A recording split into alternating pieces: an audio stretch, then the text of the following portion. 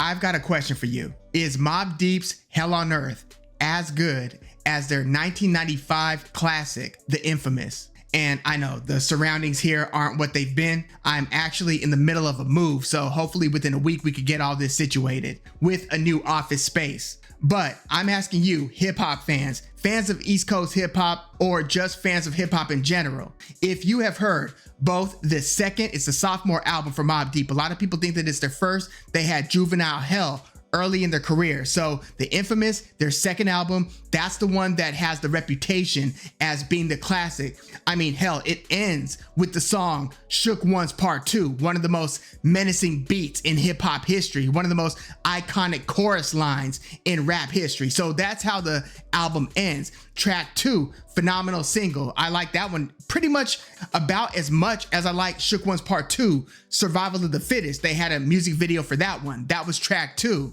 or rather track 3, but it was the second song. Track 2 is pretty much a monologue, a public service announcement, courtesy of the late Prodigy, rest in peace. But The Infamous is pretty much the album that is seen to be Mobb Deep's Mona Lisa. That's like their Dark Side of the Moon for you Pink Floyd heads. But I'm asking you, is the album that came after that, 1996's Hell on Earth, is that one just as good, if not better, than The Infamous? And look, the reason I'm asking this question is because I feel like context matters when it comes to these albums. And if you really look at the albums side by side, track over track, I think that an argument can be made that Hell on Earth is just as good. And it's not a difficult argument. Like, I feel like if you've got to like really squint hard to see it, and you've got to devise some super creative argument as to why one album is better than the other, then it's probably not. Like, when somebody argues that like Inner Visions is better than Stevie Wonder's Songs in the Key of Life, or that any Pink Floyd album, since I mentioned Pink Floyd, if someone says that an album by Pink Floyd, whether it's Animals, Wish You Were Here, whatever, is better than Dark Side of the Moon, and then they have to give you like a half an hour reason as to why, then it's probably not better than Dark Side of the Moon, because it would be a much easier explanation as to why Dark Side of the Moon is the greatest Pink Floyd album. And so I don't think that that's the case here when comparing The Infamous with Hell on Earth. And the reason why I say context matters is because The Infamous dropped in early 95. Like, for instance, track 2 on Hell on Earth, Drop a Gem on Him. That was a vicious rebuttal, a response to Tupac's Hit 'Em Up. But Hell on Earth, the album, dropped late 96 after Tupac's murder. So think about it, a Tupac diss dropping a couple months after Tupac's death.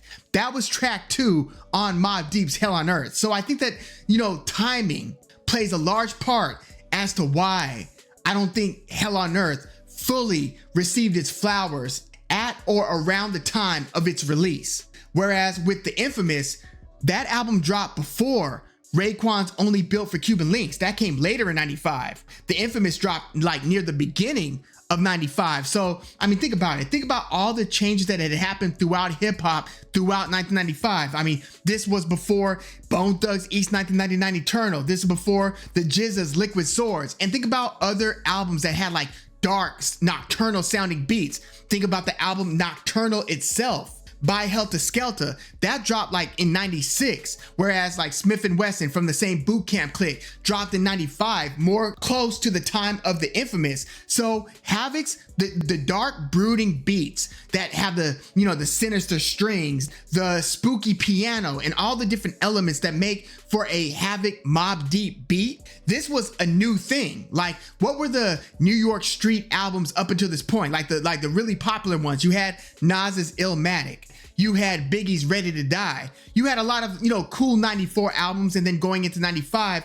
But I think that Havoc's beats actually have an additional, like a cinematic component to them that even the producers that participated on Illmatic didn't have, at least not at the time of April of 94 when Illmatic dropped. I'm talking about the great Large Professor, DJ Premier, Pete Rock, Q-Tip of A Tribe Called Quest, who produced One Love from Illmatic, but also produced 3 songs from The Infamous. He produced Give Up the Goods, he produced Temperatures Rising, and then he produced Drink Away the Pain. So the only producer who's not Havoc, who participated on these early Mobb Deep albums, because, you know, Alchemist and others got involved later on, but it was all Havoc except for those couple of songs, those 3 tracks that were produced by Q-Tip, whereas the entire Hell on Earth was produced by Havoc. So Havoc's beats, I felt, kind of upped the evil, if for lack of a better term, in the sonic palette, if you will. I feel like with those strings, those pianos, and just like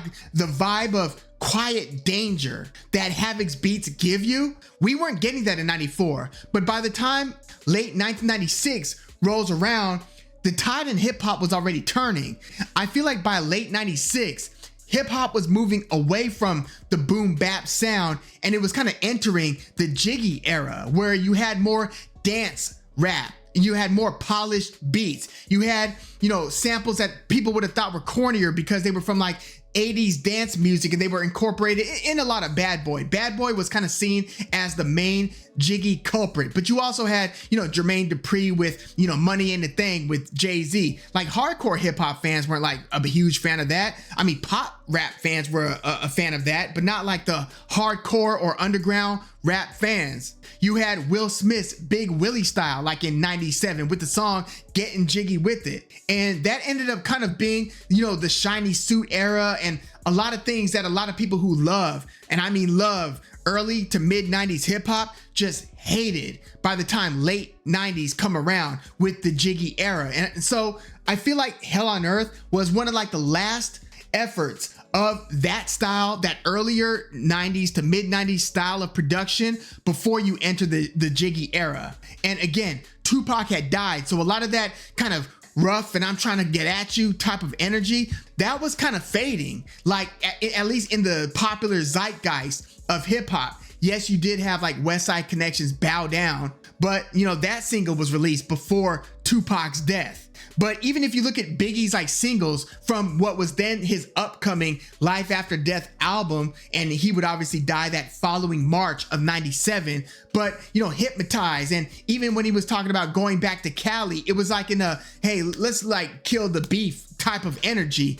That was kind of the vibe after Tupac's death. Everyone just kind of said, whoa. And it was like a nuclear bomb had hit hip hop, and everybody's just kind of like waiting for the smoke to clear and just kind of walking in a zombie-like state. I mean, music was always still coming out, but in terms of the overall tone of hip hop, it was almost like releasing an album. Remember when Jay dropped Blueprint when 9/11 occurred, and it just kind of took away from really a lot of the sales for that album on that day and for that week. After Tupac's death, people weren't trying to hear the beef rap as much throughout the rest of 96, 97. So Hell on Earth drops to that hip hop landscape. So if you look at these albums and you don't consider the context, then it is easy to sweep Hell on Earth under the rug. Like, again, I feel like this is a very slept on classic or near classic. It's a beautiful album.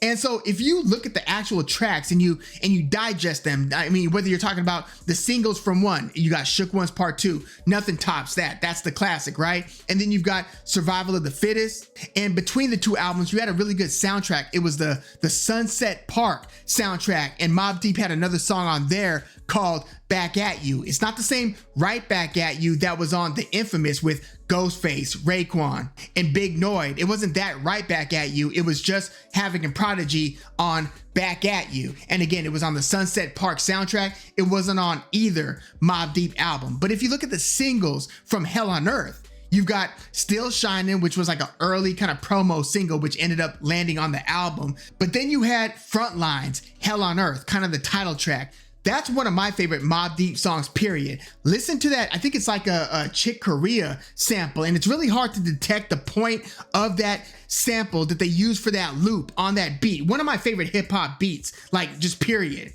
It just sounds so melancholy. It is so true to Mobb Deep's overall vibe. It just sounds like, it just sounds cold and dreary, somber, right? And then you've got, you know, Prodigy's like really gruff vocals where it's always kind of like calm but cold-blooded. And I mean, people kind of sleep on Havoc's rhymes. I think Havoc is damn near as good as Prodigy verse for verse. Havoc's got some of the shining moments from these two albums. And then you've got your, you know, frequent tracks with Big Noyd's contributions, and then later you had Twin Gambino and Ty Nitty, also known as Chinky by the time of Prodigy's H&IC album. But yeah, you had more of those features on the second album. But that single, Frontline's Hell on Earth, I would put that up there with any Mobb Deep song, maybe even up there. It's not as popular. It will never be as popular as Shook Ones, but any song other than Shook Ones, Hell on Earth is either right there or better. In fact, Hell on Earth is probably my favorite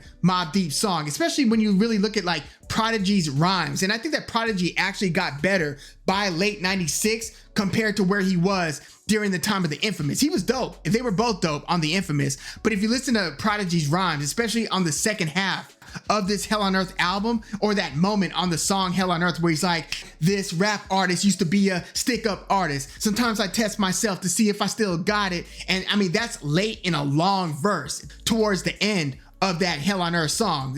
Probably the best verse on that song. But yeah, listen to that single. And then you've got G.O.D. Fall the Part 3, the G.O.D. Part 3. That beat is a little more polished. I feel like that's almost a sign of things to come with, you know, murder music and some of their later albums. But it was a pretty cool sound. It had a good video and stuff. But if you look at like the first like 3 tracks from Hell on Earth, Animal Instinct. Is Animal Instinct not as good as the opener for the Infamous, the start of your ending? I do like that 41st side start of your ending, like that piano loop. That one's cool. But I think that Animal Instinct with the strings and kind of the ominous vibe, no doubt, and then you hear the beat drop and it kind of opens up the whole album. I feel like that opener is as good as the start of your ending. Let me know if you disagree. And then track 2 is Drop a Gem on Him, which again contains that response diss to Tupac. But the beat, like with those pianos, it's just vintage Mobb Deep, Drop a Gem on Him. And then you've got Bloodsport, which sounds even somehow even more sinister than the 2 beats that preceded it. It's like a slow beat with that sound like a bop, bop. I don't even know what instrument is making that sound or where they sampled that little piece from, but listen to that beat for Bloodsport. That's a pretty cool track 3. Then you've got Method Man featuring on Extortion. Listen to the strings on that one. That one just makes the hair on the back of your neck stand up. It's just very intense. But then you've got other really cool tracks and beats like Man Down, Can't Get Enough of It, Nighttime Vultures, Get Dealt With. I like the kind of like dusty pianos on Get Dealt With. To me, that's one of the coolest beats on there. It just sounds, there's like a crackle and a hiss and a pop from that piano sound that's being sampled on that song. But yeah, from top to bottom, I'm just saying, I think that there's an argument to be made and a conversation to be had on whether Hell on Earth is as good as the Infamous. Look, Infamous has a lot of good non-singles as well. I've mentioned some of Hell on Earth's really good non-singles, like again, Bloodsport, the opener Animal Instinct, Can't Get Enough of It, Nighttime Vultures, and so forth, right?